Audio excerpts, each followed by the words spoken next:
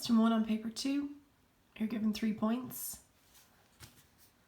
So this is your -2, -3, 4, 9, -4, 3. Find the equation of the line. Okay, hopefully.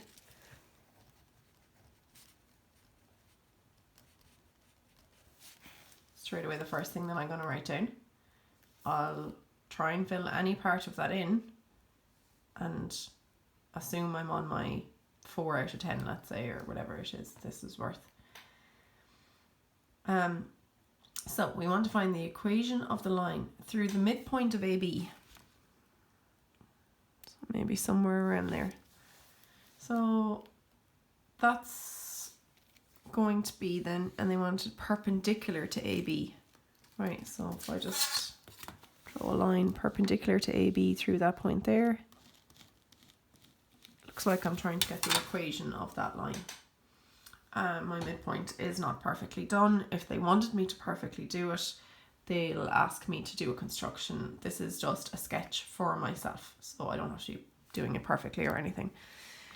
Right, so I need to find that point there. First thing that I need to do is I need to find the midpoint of AB.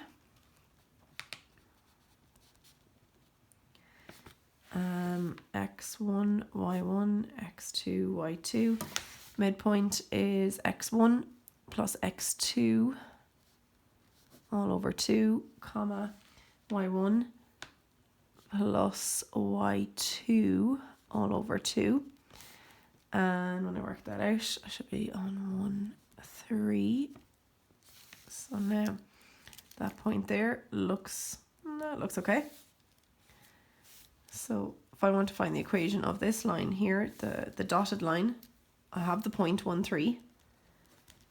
So that's my X1, Y1. And I need the slope of this line here. Well, I need perpendicular lines have opposite slopes. This is actually a junior cert question. Because all they're asking me to do is, in a very roundabout way, they're asking me to find the equation of a line, get the midpoint, and get the slope. So I'm going to get the slope of AB. So Y2 minus Y1 over X2 minus X1. That gives me 12 over 6. Yeah, which is a slope of 2.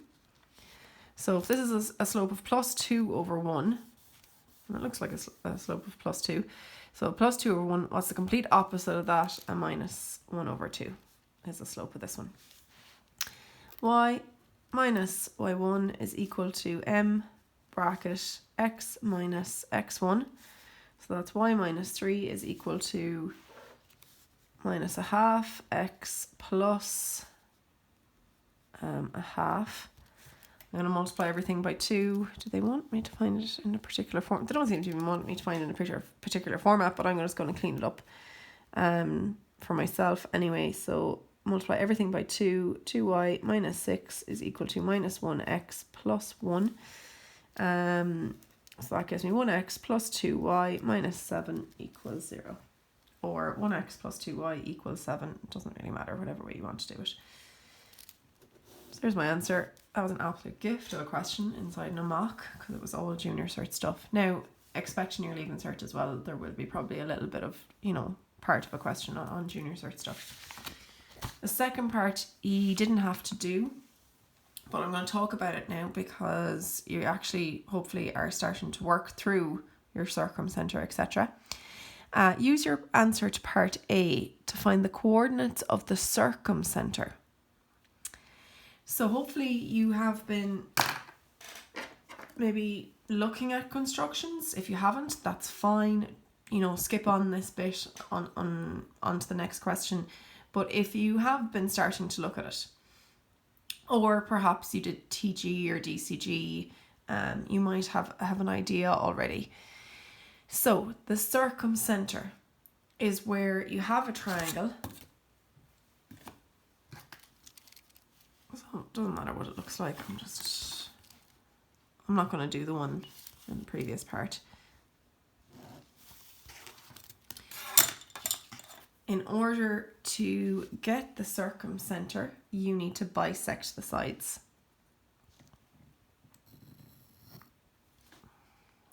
I'm bisecting this side first.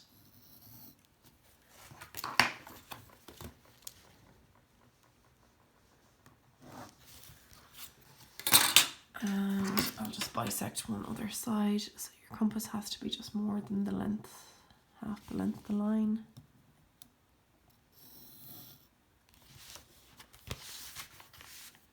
Sorry, I keep hitting the camera there, I think.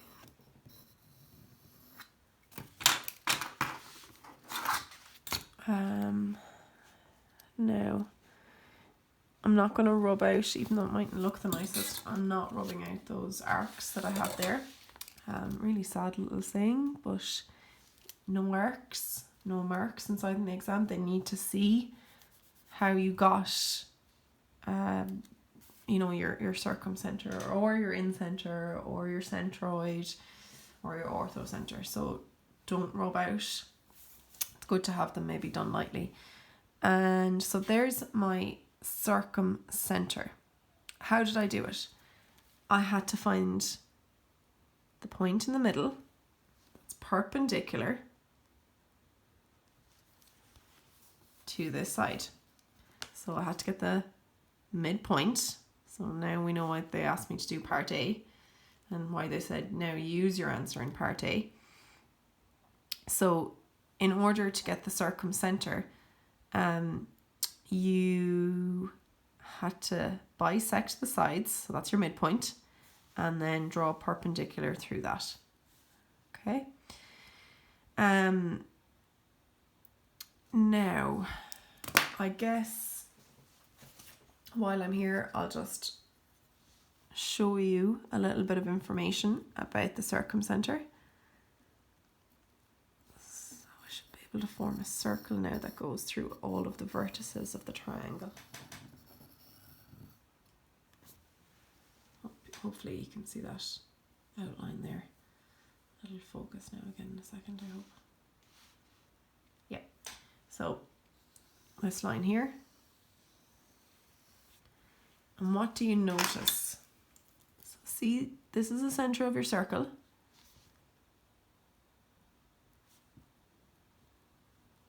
There's a radius. I mean, there's plenty of radius, but I'm just showing you in relation to the triangle. There's another radius. And there's another radius. So that point is equidistant to each of the vertices. And I want you to look at that information and just notice it for each of the constructions. I'm probably going a little bit off tangent here, but that's fine. So if you look at the applications of construction, so your circumcenter, in order to do it, you have to bisect, so you have to do the perpendicular bisector of the sides and where they meet. And when you get your circumcenter, it will be equidistant from each of the vertices.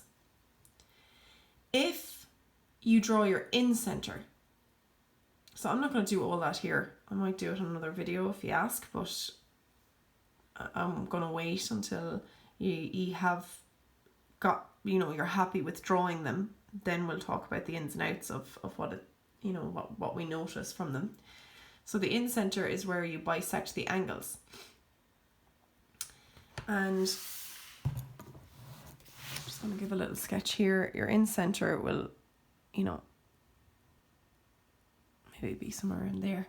And that means that if you look at it, your in-center will be equidistant to the sides.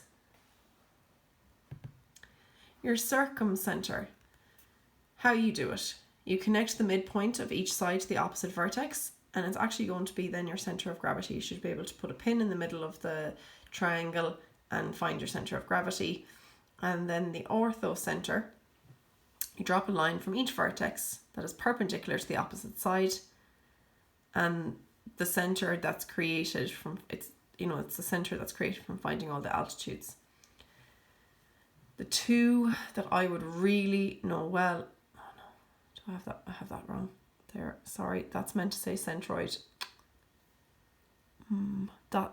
So sorry, apologies. That is meant to say centroid. Can I edit it? Oh, okay. So circumcenter, you bisect the sides. That's the one I just did in the question. Equidistant from the vertices. In center, you bisect the angles. Equidistant from the sides. This is meant to say centroid. Apologies. Connect the midpoint of each side to the opposite vertex. It's your center of gravity, and then you have your orthocenter there. So going back to this question, I already have the equation of this line. So it's like I have the equation of one of my perpendicular bisectors. What is the equation? X plus 2y equals 7. I just need to repeat that. So let's do this line here. I need to get the midpoint, like I did last time.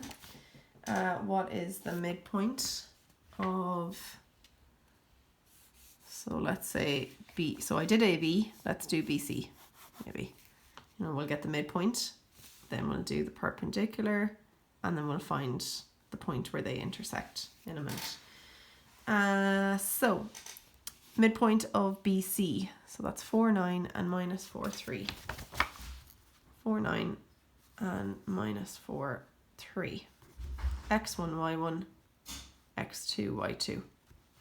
And we need to find the midpoint. So that's X1 plus X2 all over 2, comma, Y1 plus Y2 all over 2. That gives me 0, and that gives me 6. And I need to find the slope. I need to find the slope of BC, because if I get the opposite, that'll be the slope of this dotted line here. So slope is y2 minus y1 over x2 minus x1, which gives me 6 over minus 8, which gives me minus 3/4. What's the complete opposite of that? It's a plus 4 over 3. So now I'm going to get the equation of that dotted line by going y minus y1 is equal to m bracket x minus x1. So that's y minus 6 is equal to 4 over 3x. I'm going to multiply across by 3, so that's 3y minus 18 equals 4x. Just going to move it around. Minus 4x plus 3y equals 18. My other equation from the previous part was x plus 2y equals 7.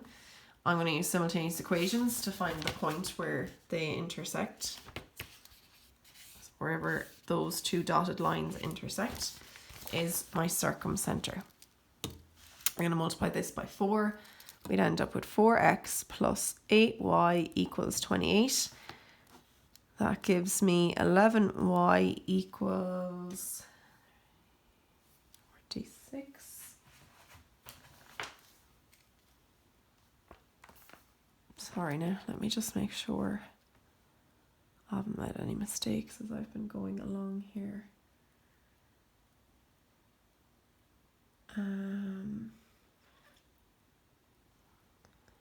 Something I have. So let me just make sure. BC, so B is 4, 9 and C is minus 4, 3. Midpoint, x1 plus x2, that's fine. y1 plus y2 over 2, that's fine. Slope, y2 minus y1, that's minus 6 for a start, is it? Minus y2 minus y1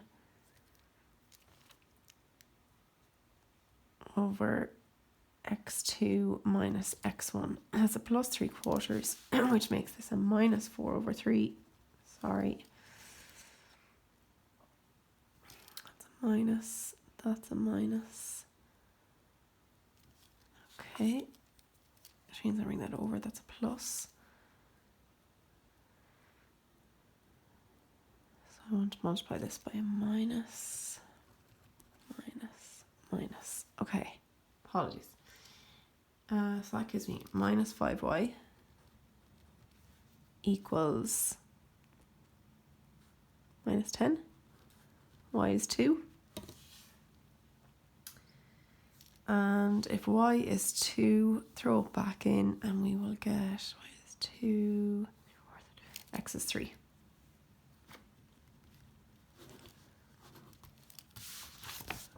So I was just showing you here how to do the circumcenter of a general triangle. Now, this actual question here, I'm after finding out that the circumcenter is the point 3, 2. Oh look, off out here. It's outside the circle.